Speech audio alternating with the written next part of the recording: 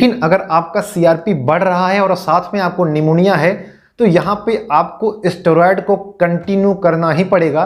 साथ में मीफिनामिक एसिड चलेगा, कोल्चिसिन चलेगा, ब्लड थिनर में एस्प्रिन जैसी मेडिसिन चल सकती हैं जो ब्लड को पतला करती हैं, हाई डोज का विटामिन डी चलेगा और डेली आपको सीआरपी टेस्ट करवाना पड़ेगा।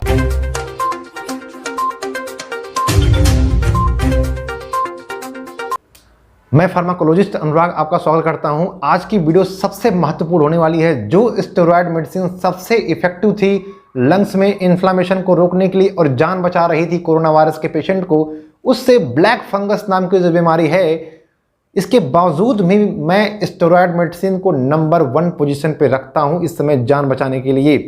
क्यों रखता हूं उसको आगे शेयर हम करते हैं। देखिए, स्टेरॉयड मेडिसिन में बेसिकली प्रेगनेंसोलोन का 40 mg और डेक्सामेथासोन का 6 mg, ये दो जो ये लो डोज हैं ये चलती हैं और ये प्रिस्क्रिप्शन ड्रग हैं। आपको बात समझना होगा, विदाउट डॉक्टर आप ये मेडिसिन नहीं ले सकते और किसी भी मेडिकल स्टोर को ये मेडिसिन नहीं देना चाहिए विदाउट प्रिस्क्रिप्शन, क्योंकि इसके हार्मफुल इफेक्ट भी होते हैं। डॉक्टर को ये डिसाइड करना है कि कब कितने डोज पे देना है। लो डोज से स्टार्ट करना है, 10 दिन तक देना है कि 12 दिन तक देना है, इसके बारे में भी आगे हम चर्चा कर रहे हैं। साथ में इसको आपको टेस्ट कराना पड़ेगा सीआरपी। सीआरपी ये डिसाइड करेगा कि स्टेरॉयड मेडिसिन कब तक चलेगी आपकी। तो ये सीआरपी क्या है, सीआरपी गिर रहा है कि नहीं गिर रहा है, इसके बारे में पहले आप जान लीजिए। सीआरपी टेस्ट करते क्यों है? ये एक प्रकार का ब्लड टेस्ट है। इसमें हम सी रिएक्टिव प्रोटीन को आइडेंटिफाई करते हैं। इसका मतलब ये है जब भी आप ब्लड टेस्ट कराएंगे उसमें सीआरपी एक लेवल होता है, उसको आप चेक करिए। अगर वो बढ़ा हुआ है इसका मतलब है आपके बॉडी के अंदर बैक्टीरियल वायरल इन्फेक्शन हो सकते हैं, इन्फ्लामेशन हो सकता है या फिर कोई भी इन्फेक्शन हो रहा है तो ये लेवल बढ़ता है। अब इसमें क्या होता है, जब कभी भी ये इन्फेक्शन बढ़ता है या फिर इन्फ्लामेशन बढ़ता है तो हमारे लीवर के द्वारा ये सी रिएक्टिव प्रोटीन क्या होती है, ये प्रोटीन होती है, वो निकलती है। वो निकलने के बाद जितने भी बैक्टीरियल डेड सेल हैं, चाहे वो वायरल सेल हों चाहे वो डेड सेल हों, उन सब पे क्या करता है, बाइंड करके बॉडी से बाहर निकालने की कोशिश करता है। तो हमें यह समझना है कि अगर ब्लड में सीआरपी बढ़ा हुआ है इसका मतलब सीधा सीधा हो जाता है कि आपके बॉडी के अंदर कोई ना कोई इन्फेक्शन है और वो इन्फेक्शन इन्फ्लामेशन हो सकता है। ड्यू टू कोरोना वायरस की वजह से भी क्या हो सकती है, उसमें आपके लंग्स में इन्फ्लामेशन हो सकता है और यही कारण है कि आजकल सीआरपी टेस्ट करते हैं कि इन्फ्लामेशन कहीं लंग्स में तो नहीं है। बस इसका यही काम है, ऐसा नहीं है कि ये जाके वायरस को मार रहा है। इसका टेस्ट कराने का मतलब आपके बॉडी के अंदर इन्फेक्शन और इन्फ्लामेशन को चेक करने का है।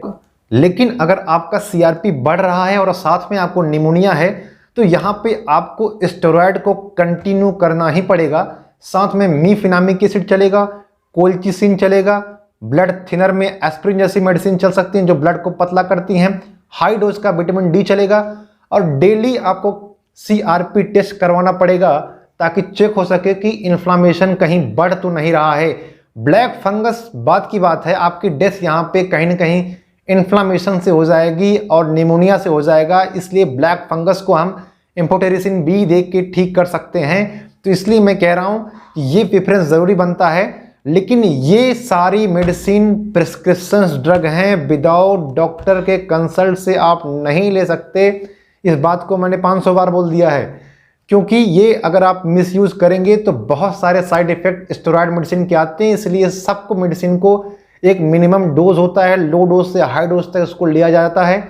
एक कंफर्म डेट है कि इतने दिन तक चलेगा, उसके बाद इसको बंद करना पड़ता है। अचानक छोड़ना भी नुकसान है। अब मैं अगले वीडियो में आपको बताऊंगा कि बफेलो लाइक शोल्डर्स और मून लाइक फेस जैसे साइड इफ़ेक्ट स्टेरॉयड मेडिसिन से आती हैं, तो उसकी भी चर्चा पूरी स्टेरॉयड की जो होगी मैं चर्चा कर दूंगा अगले वीडियो में कि क्या क्या प्रॉब्लम्स आ सकती हैं स्टेरॉयड मेडिसिन से। तो आप थे अनुराग के साथ। इस चैनल को आप लाइक और सब्सक्राइब भी कर सकते हैं अगर ज़रा सा आपको हेल्प या फिर जानकारी मिली हो तो।